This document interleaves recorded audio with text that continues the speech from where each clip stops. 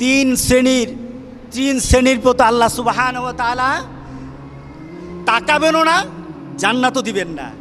আচ্ছা, আল্লাহ যদি না তাকায় আমাদের আর কোনো জীবনের দাম আছে? আল্লাহ যদি না তাকায়, যেখানে আল্লাহ সুবহানাহু ওয়া তাআলা বলেছেন উজুহু ইয়াউমাইদিন নাযিরা ইলা রাব্বিহা নাযিরা, উজুহু ইয়াউমাইদিন নাযিরা। আল্লাহ কাল হাসরের দিন বলেন কিছু কিছু চেহারা সেদিন থাকবে যেগুলি আমার দিকে তাকিয়ে থাকবে, আমার চেহারার দিকে তাকিয়ে থাকবে, ওই চেহারাগুলি আমার দিকে তাকিয়ে থাকবে, আর আমি আল্লাহ তাদের দিকে তাকিয়ে থাকবো। সুবহানাল্লাহ, সুবহানাল্লাহ। আল্লাহ বলেন আমি তার সাথে আমার চেহারা দেখাবো না। শুধু তাই নয়, তারা জান্নাতেও যাবে না। রাসূল বলেছেন তিনজন। কয়জন? তিন শ্রেণী। এবার তারা কারা? আল আক্কু ওয়ালিদাই, যারা মা বাবার সাথে খারাপ ব্যবহার করে, যারা মা বাবার সাথে খারাপ ব্যবহার করে। আচ্ছা বলেন তো দেখি, সন্তানকে যদি আপনি শিক্ষা দেন, যে আপনার সন্তানকে আপনি শিক্ষা দিলেন যে মা বাবার সাথে খারাপ ব্যবহার করলে আল্লাহ তোমাকে জান্নাত দিবে না, এই সন্তান কি কোনোদিন আপনার বাইরে কথা বলবে? এই সন্তান কি আপনার সাথে কোনো বেয়াদবি করবে? এই সন্তান কি অশালীন হবে? এই সন্তান তখন হয়ে যাবে সেই রাসূল পাক সাল্লাল্লাহু আলাইহি সাল্লামের সেই জান্নাতের খুশখবরি দেওয়া সন্তানের মতো হয়ে যাবে। সেই সন্তান হয়ে যাবে লুকমানের সন্তানের মতো হয়ে যাবে। রাসূল পাক সাল্লাল্লাহু আলাইহি সাল্লাম বলেছেন যে সন্তান মা বাবার সাথে খারাপ আচরণ করে সে জান্নাতে যাবে না। প্রথম ধাপ, আমার পরিবারকে সুন্দর বানায়, আমার পরিবারকে সুন্দর বানায়, আমার পরিবারে শান্তি ঢেলে দেয়। কি বলেন, ঠিক আছে কিনা বলেন? মা বাবার সাথে যখন সন্তান ভালো আচরণ করে, পরিবারটা ভালো থাকে না খারাপ থাকে? শান্তি থাকে না অশান্তি থাকে? শালীন হয় নাকি অশালীন হয়? আলহামদুলিল্লাহ। দ্বিতীয়, আলমারআতু মুতারাজ্জিলাতুল মুতাশাব্বিহাতু বিররিজাল, এমন সন্তান,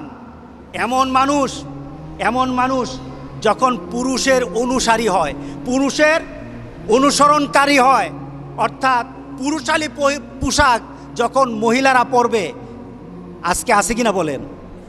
আগে প্যান্ট শার্ট পরা হয়তো কিছু বাংলাদেশের কিছু ধনাঢ্য পরিবারের ললনাদেরকে দেখা যেত, ললনা এদেরকে দেখা যেত, এরা প্যান্ট শার্ট পরে তাদের বাড়ি থেকে বের হয়, গাড়ি নিয়ে বের হয়। এছাড়া সমাজের মধ্যবিত্ত আর ইসলাম প্রিয় মানুষের কোনো সন্তান প্যান্ট শার্ট পরতো না, কোনো মেয়ে।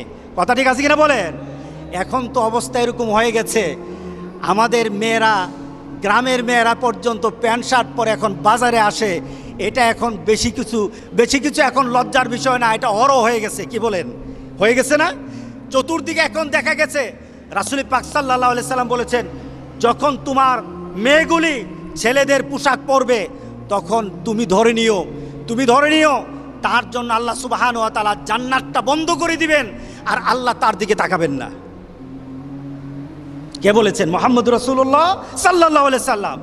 তৃতীয়ত, রাসূল পাক সাল্লাল্লাহু আলাইহি সাল্লাম যার কথা বলেছেন দায়ুসকে এমন পিতা, পরিবারের এমন মা, তার পরিবারে তার সন্তান দিন মানে না, যে ব্যক্তি পরিবারের সবাইকে অশ্লীলভাবে মানা চলাফেরা করার পরও আপনার মেয়ে আরেক ছেলের সাথে প্রেম করে।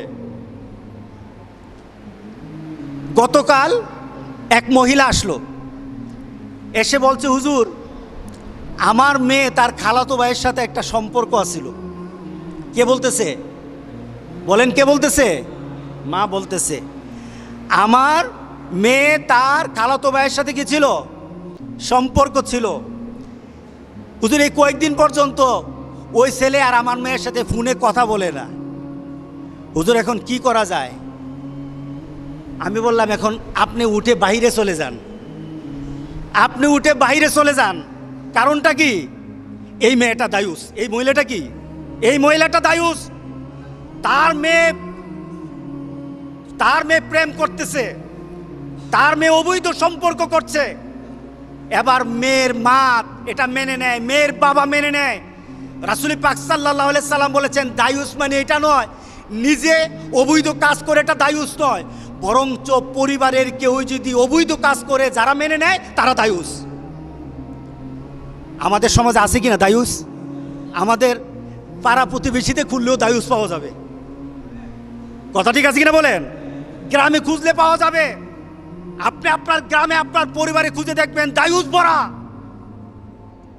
মেয়ে আরেকজনের সাথে প্রেম করে আপনি তাকায় তাকায় দেখেন আর মনে মনে বলেন মায়া যদি বাইগা যায় তাহলে খরচ থেকে বাঁচলাম।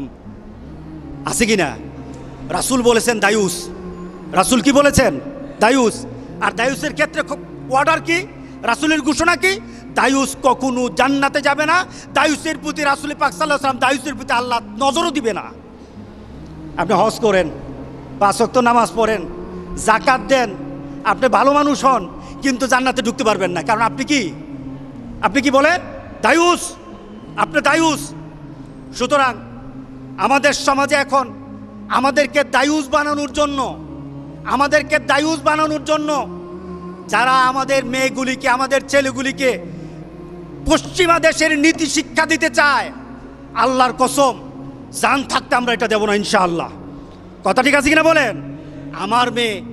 আমি আমার মেয়েকে, আমার ছেলেকে আমার নীতিতে, আর আমার নীতি হবে মুহাম্মদুর রাসূলুল্লাহ সাল্লাল্লাহু আলাইহি ওয়াসাল্লামের নীতিতে, আদর্শে আমি আমার মেয়েকে, আমার ছেলেকে বড় করব ইনশাআল্লাহ। এই ছেলে দুনিয়াতে যেমন আমার সম্মান হবে, এই ছেলে আমার আখেরাতে আমার সম্মান বয়ে আনবে। আল্লাহর দরবারে আমার এই ছেলে, আমার মেয়ে আমার জন্য সুপারিশ করবে। আল্লাহ যেন এমন সন্তান বানানোর মতো পরিবেশ আমাদেরকে আল্লাহ দান করে দেন। সবাই বলেন আল্লাহুম্মা আমিন। এই জিনিসগুলি জানা দরকার আছে কিনা বলেন?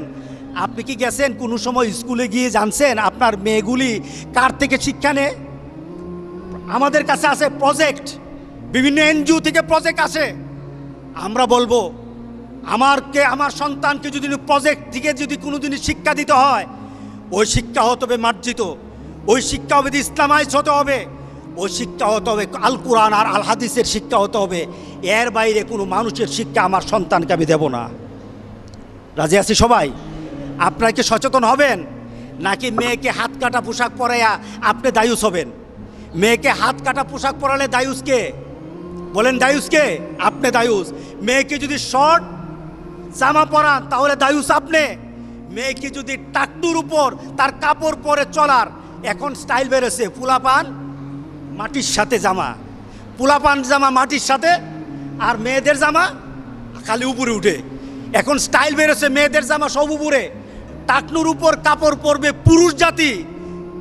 এবার পুরুষ জাতি যখন টাকনুর নিচে নামায় নিল, মেয়ে জাতি চিন্তা করলো যে এই সুন্নত রাখি কোথায়? এই সুন্নত তো আর ফেলে দিতে পারি না, সুতরাং আমরা আছি এই সুন্নত পালনের জন্য। এরা এখন তাদের দেওয়া বিধান বাদ দিয়ে এখন আমাদের বিধান তারা পালন করতেছে কিনা বলেন? এরা আমাদের বিধান পালন করছে।